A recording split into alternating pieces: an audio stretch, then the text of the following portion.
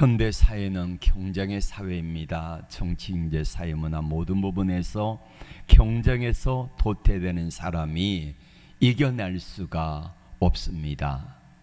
그래서 경쟁에서 뒤떨어지지 않기 위해서 저마다 노력을 하고 있습니다. 삼성이라고 하는 이 대단한 회사지요. 이 나라가 우리나라의 무려 10몇 %를 경제를 책임진다고 합니다. 경쟁력 있는 회사지요. 현대그룹의 정주영 회장의 일화가 유명한 일화가 많이 있습니다. 이분은 아주 흑수저에서 완전히 성공한 분으로 알려져 있습니다. 우리나라가 6.25로 인하여 전 국토가 모든 건물들이 다 허물어지고 피폐되어지고 다리도 다 부서지고 했을 때에 전쟁 이후에 끝나고 나서 이제 건설 붐이 일었다고 해요. 하여간 건설이라고 하는 이 분야에서 엄청난 붐이 일어나는데, 그래서 당시에 현대건설이라고 하는 이 기업이 건설 분야에 8위 정도 됐다고 합니다.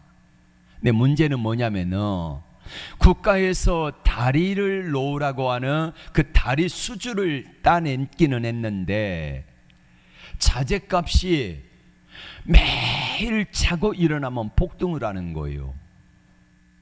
그러다 보니까 국가에서 건설 수주를 했지만은 많은 건설 회사들이 우리는 못한다, 그리고는요 부도내는 회사들이 부지기수였다고 합니다. 현대건설에도 역시 밑에 사람들이 이렇게 이야기했다고 합니다. 회장님, 우리 이렇게 끝까지 가다가 망합니다. 우리도 손 뗍시다. 그 길만이 살 길입니다. 이야기를 했지만은 정주영 회장은 이렇게 이야기했다고 합니다. 아무리 어려워도 우리가 약속한 게 있지 않냐. 신용을 지키자. 그래가지고 빚을 많이 내다가 막 계속해서 자재값이 오르고 인건비가 오르는 상황 속에서 마침내 다리를 완공을 했다고 그래요.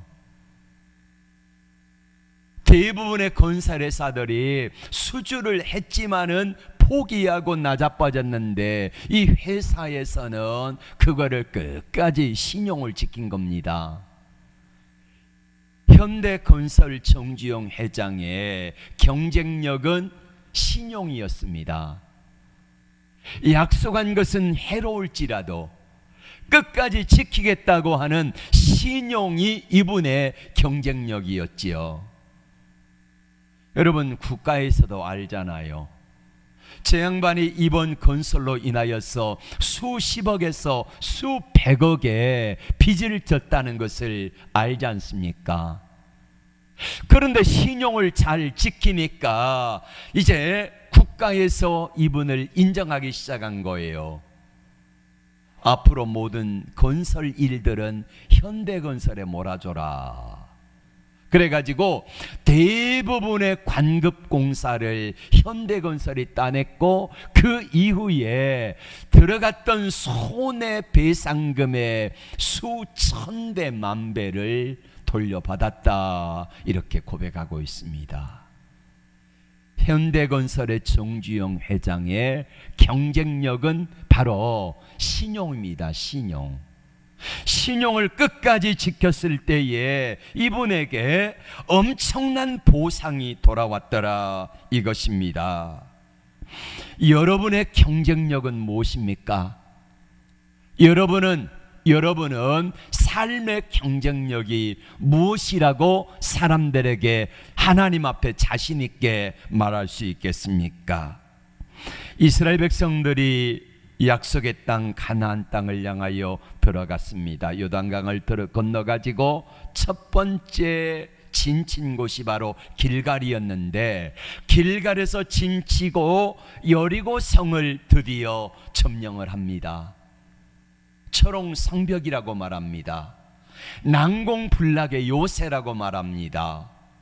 근데 그 여리고성을 어떻게 증명합니까? 6날까지 하루 한 바퀴 돌고 쉬었습니다. 마지막 7째 날 7바퀴 돌고 외쳤을 때에 여리고성이 무너지잖아요. 너무 쉽게 난공불락 여리고성을 점령하고 나니까 이스라엘 백성들의 사기가 하늘을 찌를 듯 했습니다.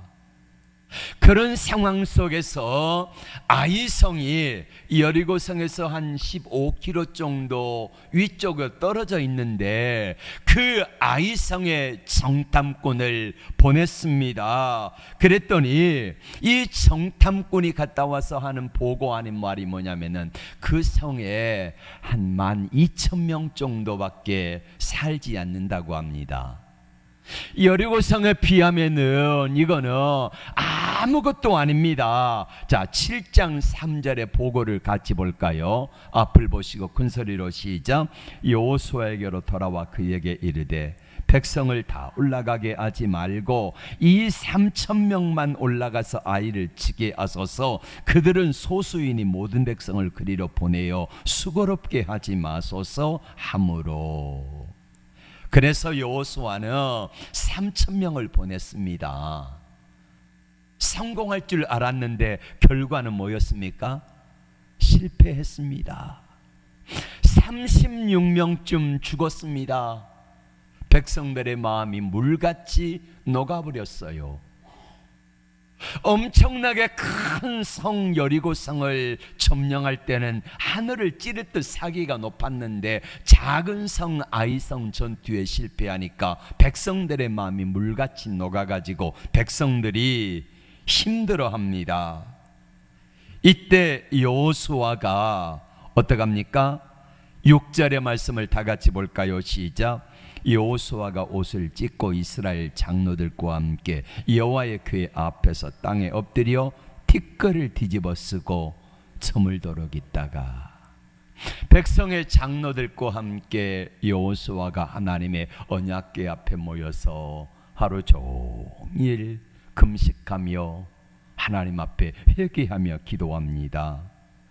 여러분, 아이성 전투에 패배했는데 몇 명이 죽었다고요? 36명쯤 죽었습니다. 그럼 여러분, 전쟁을 할 때에 36명쯤 죽는 것은 다반사입니다. 그러면 여호수아는 전쟁에서 패했으면 어떻게 해야 됩니까? 백성들의 마음을, 군인들의 사기를 올려줘야 되지 않습니까? 이게 여호수아가 해야 될 일입니다. 지금 여호수아가 하나님 앞에서 금식하며 울고 있을 때가 아니라는 말이에요. 백성들을 독려하고야 36명쯤 죽는 전투는 언제든지 있는 거야. 그러니 우리 힘을 내자. 그리고 작전 회의를 해야 됩니다. 유능한 지휘관들을 소집해 가지고 회의를 해 가지고 왜 실패했는가 우리 회의를 하면서 그 실패의 원인을 찾아내야 됩니다. 몇 명 올려보냈다고요? 3,000명 올려보냈으면 여러분, 이스라엘 군대 숫자가 몇 명입니까? 60만 명입니다. 3,000명 올려보내가지고 실패했으면 3만 명 올려보내고, 그도 안 되면 30만 명 올려보내고, 그래가지고 전쟁을 해야 되는 작전 회의를 해야 되는데 여호수아는 작전 회의를 안 하고 하나님 앞에 엎드려 있습니다. 지금 여호수아가 엎드릴 때가 아니라는 말이에요. 급한 불이 무엇입니까? 백성들의 사기를 올려 죽으면서, 여러분, 이거는 병가지 상사입니다. 우리가 이거를 토대 삼아서 작전 회의를 잘 해가지고 왜 실패했는지 우리가 좀 의논하고 회의를 해서 이 문제를 잘 풀어갑시다 하고 백성들에게 으쌰으쌰 하면서 독려하며 힘을 냅시다 해야 되는 게 여호수아의 사명인데, 여호수아는 그리하지 아니하고 작전 회의도 하지 아니하고 하나님의 언약궤 앞에 엎드려 있는 것입니다. 여러분, 여호수아가 지금 작전 회의를 해야 되는 거 알아요? 몰라요? 압니다. 3,000명 올려보냈으면은 3만 명 올려보내가지고 우리 이 성을 다시 점령합시다, 사기를 북돋우며 이 일을 해야 되는 거 알고 있습니다. 그런데 여호수아의 경쟁력은 하나님 앞에 엎드림입니다.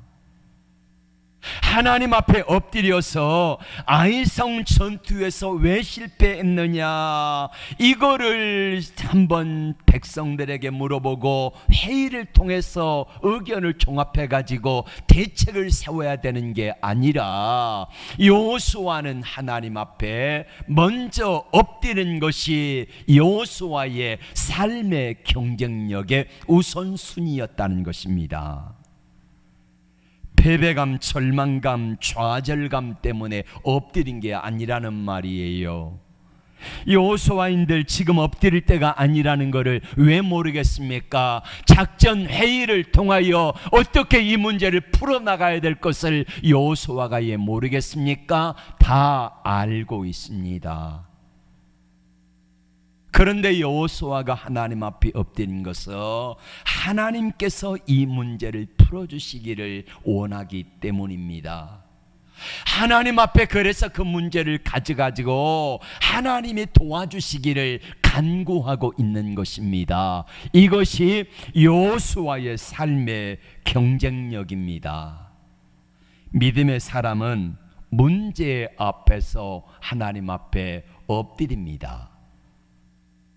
믿음의 사람은 어떤 문제가 있을 때에 세상적인 방법으로 의논하고 회의하고 이렇게 하는 것도 중요하지만 그보다 더 우선순위로 하나님 앞에 엎드리는 것, 이것을 최우선순위로 생각하는 사람인 것입니다.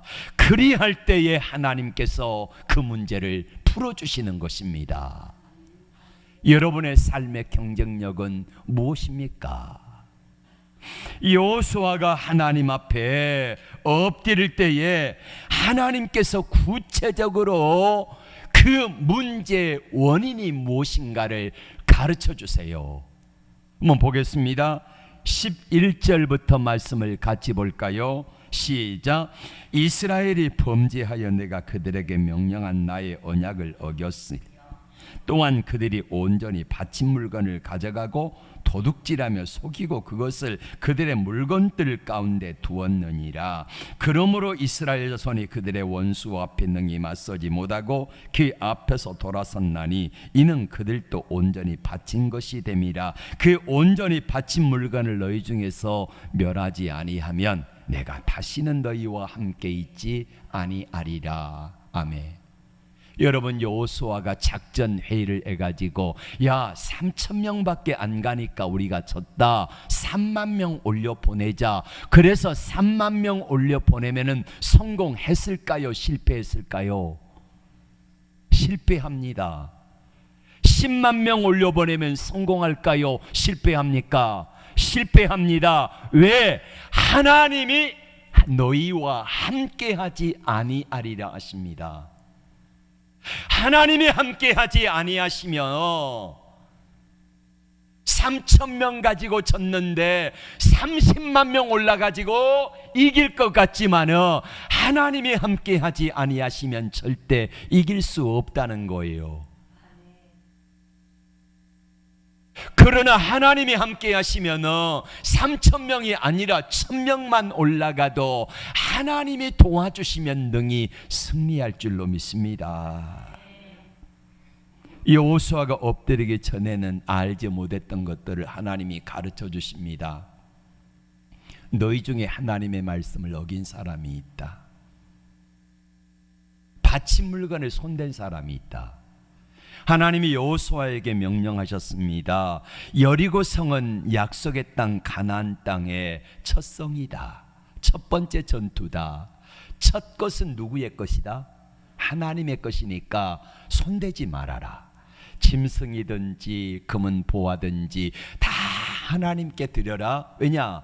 첫 것이니까. 그런데 그걸 손댄 사람이 있다는 거예요. 그래서 그 악을 제거하지 아니하면 앞으로 내가 너희와 함께 있지 아니하리라. 반대로 너희가 정결하고 내 명령에 순종하면 내가 함께하여 이 전쟁에 내가 싸워주리라. 할렐루야. 약속을 하신 것입니다. 그래서 12지파를 족장들을 다 불러 모아놓고 제비를 뽑게 했더니 유다지파가 뽑혔습니다. 유다라는 이름의 뜻은 찬양이라는 말입니다. 하나님을 찬양하라는 게 유다입니다. 그리고 두 번째로 유다지파의 족속별로 뽑았더니 갈미라고 하는 사람이 세라 족속이 뽑혔습니다. 세라는 새싹이라는 말입니다. 그 다음에 삽디, 하나님의 은혜라는 말이에요. 삽디의 후손들을 뽑았더니 갈미가 뽑혔는데 갈미는 풍성한 수확이라는 말이에요. 자, 정리해 보세요. 찬양, 유다는 찬양, 세라는 새싹이라 그랬죠. 새싹이 자라나가지고 하나님의 은혜로 풍성한 수확을 맺었다는 거예요. 그러면은 아간이라고 하는 사람은 기본만 해도 하나님의 은혜로 말미암아 풍성한 수확이 있어서 열매가 가득한 삶을 누릴 수 있는데, 아간이라고 하는 사람은 공교롭게도 이름의 뜻이 사고뭉치입니다. 사고뭉치. 저는 이런 생각을 했습니다. 명문 집안에 싹이 나고 잎이 피고 풍성한 열매가 달렸으니까 아간은 그냥 내가 본전치기만 하면은, 주님 앞에 믿음의 수준만 지키기만 하면은, 그러면은 하나님의 놀라운 은혜와 복이 주어지도록 돼 있다는 거예요. 다시 말하면 믿음의 가문에서 태어나가지고 믿음으로 자라온 자녀들은요, 내가 기본만 하면은 하나님의 은혜와 복이 자연스럽게 흘러 들어오도록 돼 있는데 이 기본을 못하는 거예요. 아간이 범죄를 했습니다. 금덩이 하나 은덩이 하나 신할산 외투 한 벌을 가져다가 하나님이 말씀하지 아니하시는 그거를 훔쳐서 그 텐트 안에다가 짱 박아 놓은 거예요. 이거를 제비 뽑아 가지고 알게 되었습니다. 여러분, 우리 자녀들의 믿음을 위해서 하나님 앞에 엎드려야 합니다. 아무리 유다지파가 하나님을 찬양하고 새싹이 나고 하나님의 풍성한 은혜로 열매를 맺어도 우리 자녀들이 그거를 감당하지 못하고 온다면은, 기본이 되지 않는다고 하면은요, 아무리 축복을 많이 하나님이 주시려고 해도요, 그 복이 다 내 복이 아니라 흘러가 버리고 만다는 거예요. 엎드림의 경쟁력을 우리 자녀들에게 부지런히 가르쳐야 합니다. 신명기 6장에 보면은 이스라엘 백성들에게 이렇게 말합니다. 이스라엘아 들으라. 오직 하나님 여호와는 신실하신 하나님이시니 너는 마음을 다하고 성품을 다하고 힘을 다하여 여호와를 사랑하라. 내가 부지런히 하나님의 말씀을 읽고 듣고 가르치고 내 자녀에게도 가르치고, 그래서 손목에 메고 미간에 붙이고 문설주와 임방에 붙여가지고 들어가면 나가며 보게 하라. 그러면은 하나님의 복이 임하겠다 말씀하셨습니다. 여러분, 복 받는 거 어렵지 않습니다. 기본만 하면 돼요. 근데 우리가 기본을 못하니까 하나님의 은혜가, 예비되어 있는 은혜가 내 안에 흘러 들어오지 못한다는 것입니다. 지난주 말씀드렸던 것처럼 우리가 하나님 앞에 기본을 한다는 것은, 첫째는 질성수요, 둘째는 하나님 앞에 11조를 드리는 것. 이게 바로 우리 성도들이 기본을 하는 것입니다. 그렇게 할 때 하나님의 은혜와 복이 우리 가운데 약속돼 있어요. 왜? 하나님이 약속하셨으니까. 그런데 오늘 아간은 이 복을 누리지 못하고 사고뭉치가 돼가지고 이 죄 때문에 아간과 그의 가족들이 짐승들까지 다 돌로 쳐가지고 죽임을 당하는 비극의 사람이 되고 말았던 것입니다. 자, 여러분, 이 전쟁의 실패는 무엇 때문입니까? 아간의 죄 때문입니까? 물론 아간의 죄도 있습니다마는 하나님이 아간의 죄 때문에 실패한 게 아니라는 것입니다. 왜 아간의 죄 때문에 실패한 게 아니라 그럼 무엇 때문에 실패했습니까? 여호수아가 하나님 앞에 엎드리지 않았기 때문입니다. 만약에 여호수아가 이제 여리고성 전투가 끝나고 아이성 전투를 할 때에 하나님, 이 아이성 전투 작은 성이라고 하는데 우리가 2-3천 명만 올라가면 되겠습니까? 하고 물으면 하나님이 응답해요, 안 해요? 하나님이 응답하셨겠지요. 왜요? 지금까지 하나님이 계속해서 말씀하셨으니까. 그런데 뭐라고 말합니까? 옆에서 이렇게 말합니다. 여호수아 장군님, 우리 다 올라가지 말고, 아이성은 조그만 성입니다. 우리가 여리고성 그 엄청난 성도요, 우리가 단번에 끝장내버렸지 않습니까? 그러니 2-3천 명만 올라갑시다 이래가지고 갔는데 실패한 거예요. 왜 실패한 겁니까? 숫자가 부족해서 실패한 겁니까? 작전 회의 실패해서 전쟁에 진 겁니까? 아간이 범죄해서 진 겁니까? 아닙니다. 실패한 이유는 여호수아가 하나님 앞에 물었어야 되는데 엎드림의 경쟁력을 가지고 나가지 아니하니까 실패한 거예요. 다른 사람들은 충분히 그렇게 말할 수 있습니다. 우리 2-3천 명만 올라갑시다. 그렇게 말할 수 있어요. 왜? 저 사람들은 믿음이 없으니까. 그러나 여호수아는 적어도 그 상황 가운데서 하나님께 물었어야 됩니다. 하나님, 우리가 올라갈까요 말까요? 우리가 몇 명쯤 가면 될까요? 그랬으면 하나님이 뭐라고 말씀하셨겠습니까? 너희 중에 죄 지은 사람이 있다, 내가 함께하지 아니할 거야, 이 말씀을 하셨을 거예요. 그러면 전쟁에 36명이 죽지 않아도 되고 백성들의 사기가 떨어지지 않아도 됐다는 것입니다. 하나님은 우리에게 믿음의 수준별로 요구하십니다. 목사의 믿음의 수준이 있고 그리고 장로의 믿음의 수준이 있습니다. 그리고 소리집사의 믿음의 수준이 있지 않습니까? 각각의 달라요. 목사의 믿음이 이제 예수 막 믿는 사람의 믿음의 수준하고 같으면 안 되지요. 이제 막 예수 믿는 사람들은 충분히 그럴 수 있습니다. 우리 2-3천 명만 올려보냅시다. 환경을 보고 인간적인 생각을 가지고.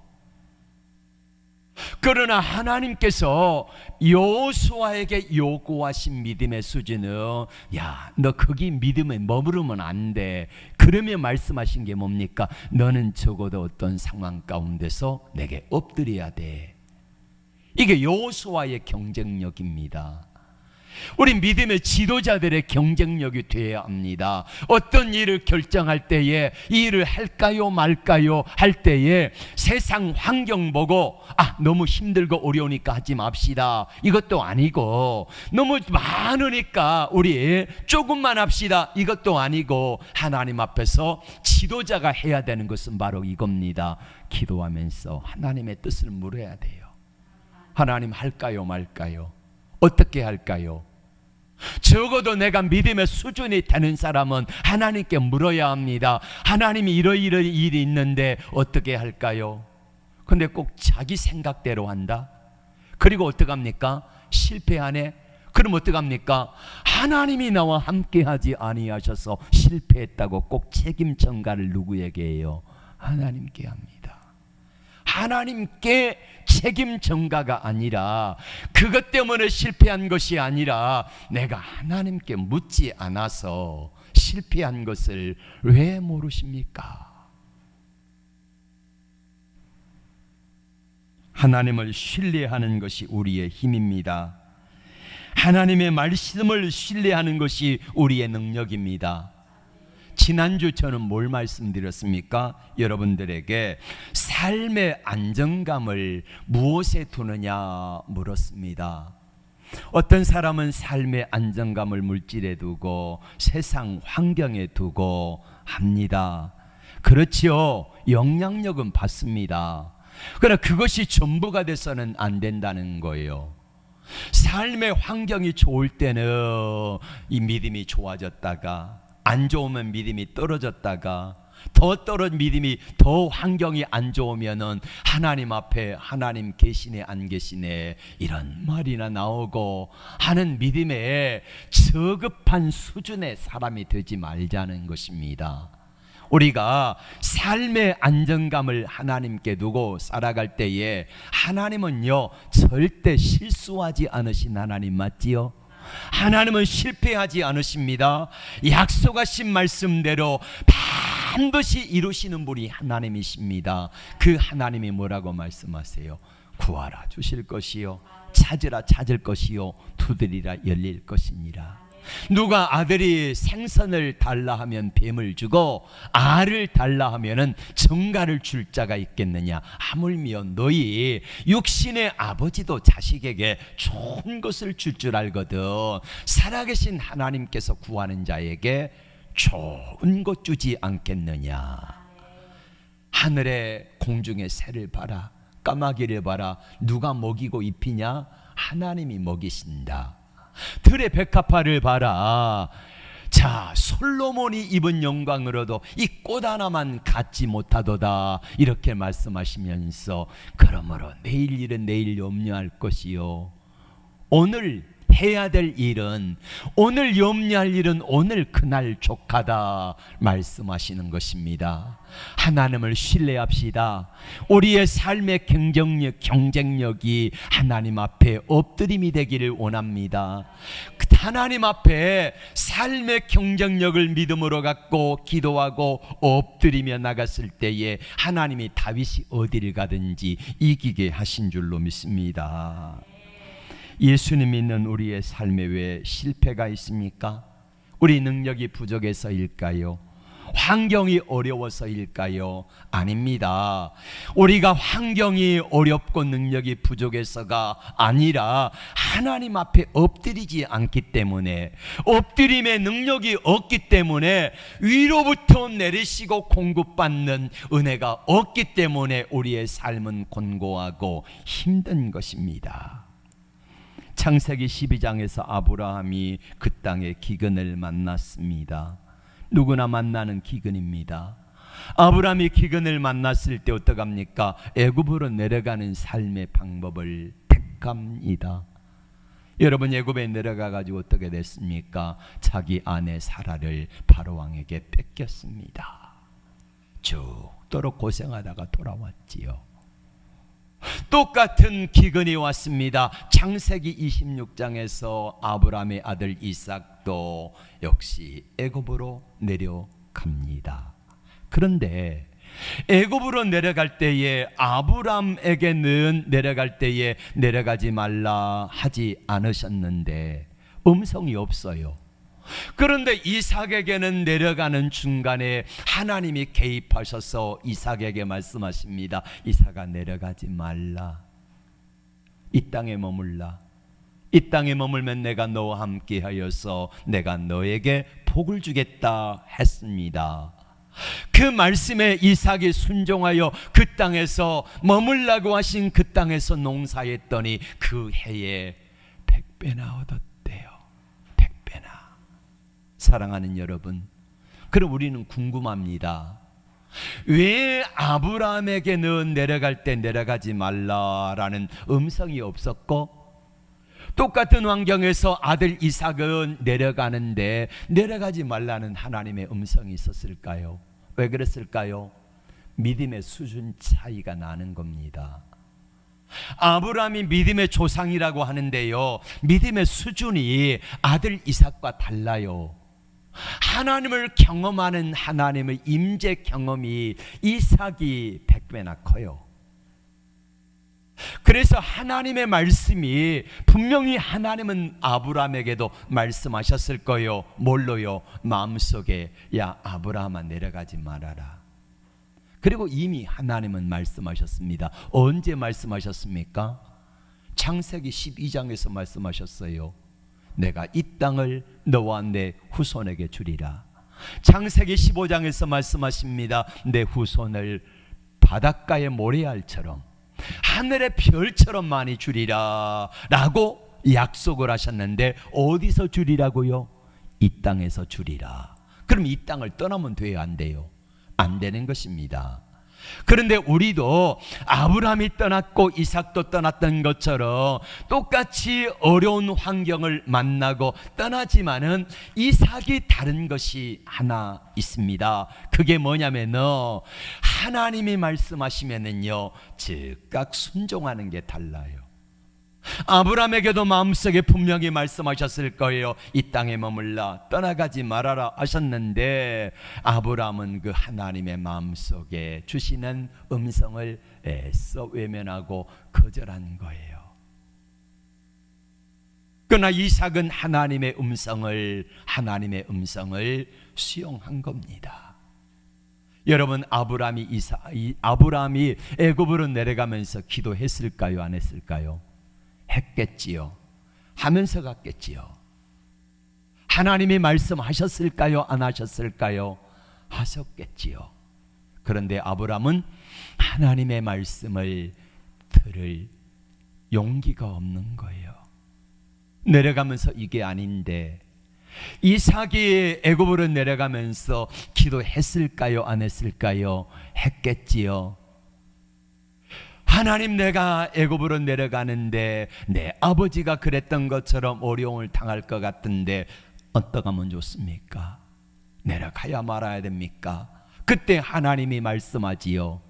여러분, 하나님의 음성은 우리에게 때로는 실제 음성으로 말씀하기도 하지만은 하나님이 우리에게 말씀하시되 오늘 이 시간에 여러분들에게 저를 통하여 말씀하시는 거예요. 때로는 여러분들이 찬송 들을 때 찬송의 감격으로 내게 말씀하실 때도 있고, 때로는 극동방송을 들을 때에, 때로는 누군가의 통해서, 아내든지 남편을 통해서든지 엄마 아버지든지 통해서 내게 말씀하시는 거요.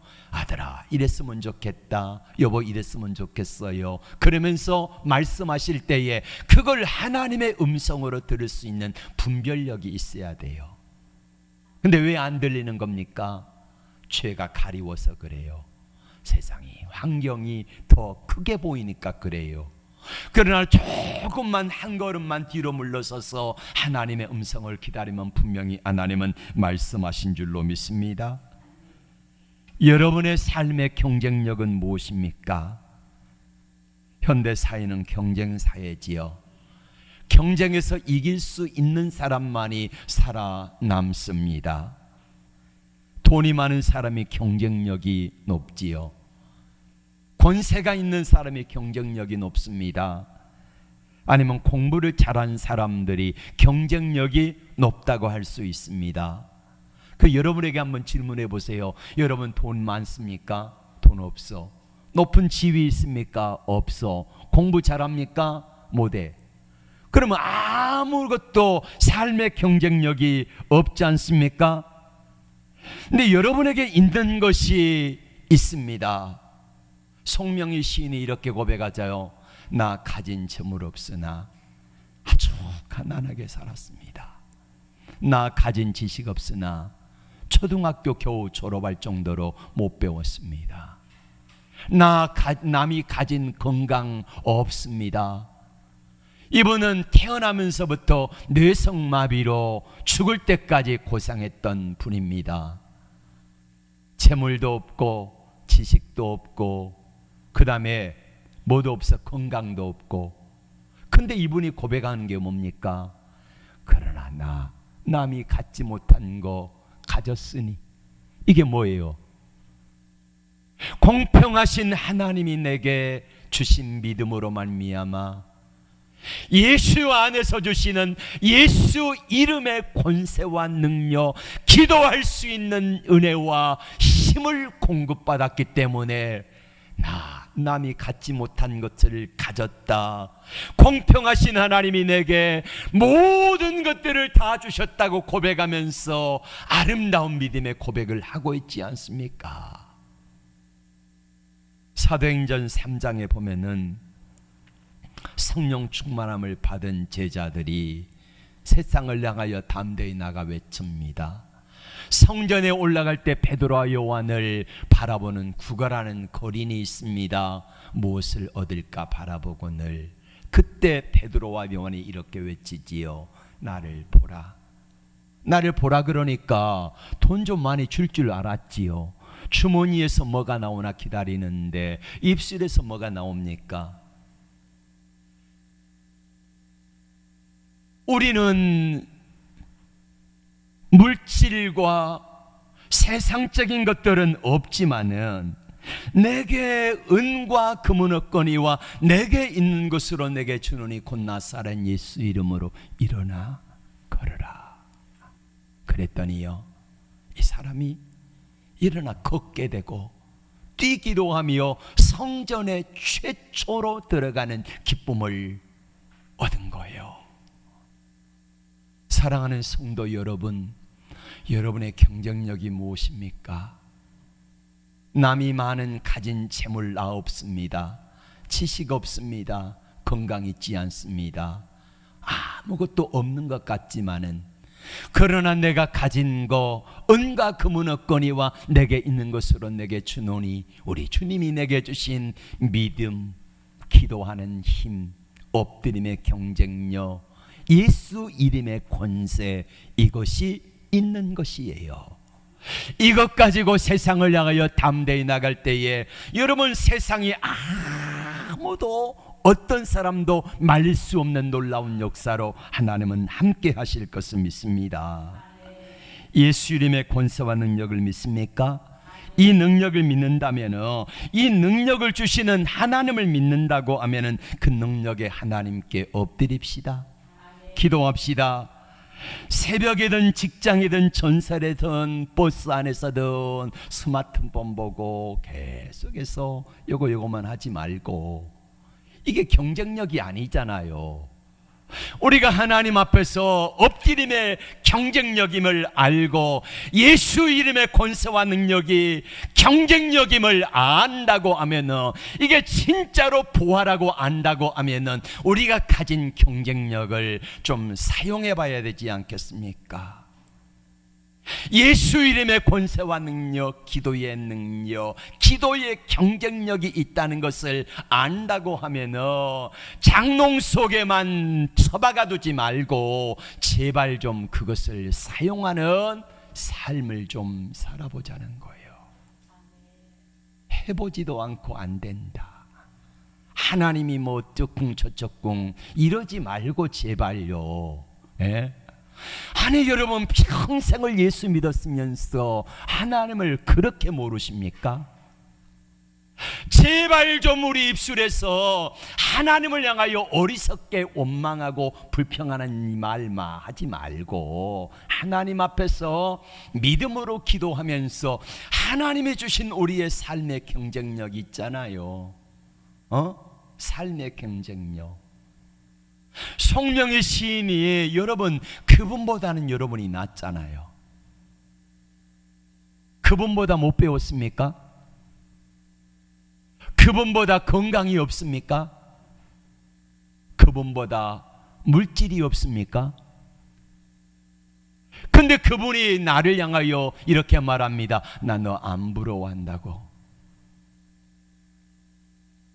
그분 속에 계신 예수 그리스도, 예수 이름, 엎드릴 수 있는 기도의 경쟁력, 이걸 알았기 때문에 그래요. 이 맛을 알고 이 기쁨을 알았기 때문에 그렇게 살다가 행복하게 하나님 앞에 간 거지요. 묻습니다. 올해 표가 뭐지요? 내 안에 거하라.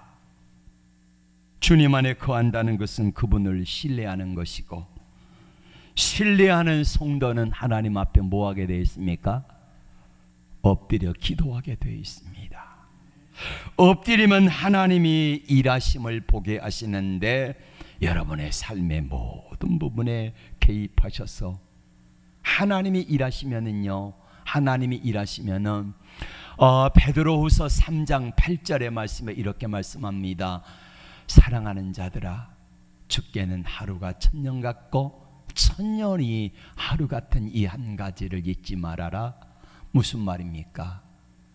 우리가 세상에서 천년 동안 발버둥 치며 해야 되는 일들을 우리 하나님께서는 단 하루면은, 아니 한순간이면은 족하다는 거예요. 그 하나님을 신뢰합시다. 그 하나님 앞에 엎드림이 경쟁력임을 알고 오늘 여호수아가 하나님 앞에 엎드렸습니다. 작전 회의를 통해서 우리 3,000명 올라가서 패했으니까 3만 명 올려보내. 이게 아니라 하나님 앞에 엎드려서 하나님의 은혜를 구하고 지혜를 구했을 때에 문제를 푸는 방법을 알려주셨고, 하나님이 알려주시니까 하나님이 함께하지 않으셔서 패했는데 하나님이 함께 하시니까 앞으로 아이성 전투에 승리하고 그 다음에 가나안 땅의 전투에 승승장구하게 하시는 은혜를 경험하게 하신 것처럼, 저와 여러분들이 하나님이 함께 하시면, 아무리 어려워도 하나님이 함께 하시면 이깁니다. 안 된다고 해도, 환경이 어려워도 하나님이 함께 하시면은 반드시 하나님이 풀어주실 것을 믿습니다. 누구에게나 다 그런 게 아닙니다. 어떤 사람에게요, 힘들고 어려울 때에 기도의 경쟁력을 알고 기도하며 엎드린 사람들에게 하나님 만나주시고 풀어주실 것입니다. 기도합니다. 하나님,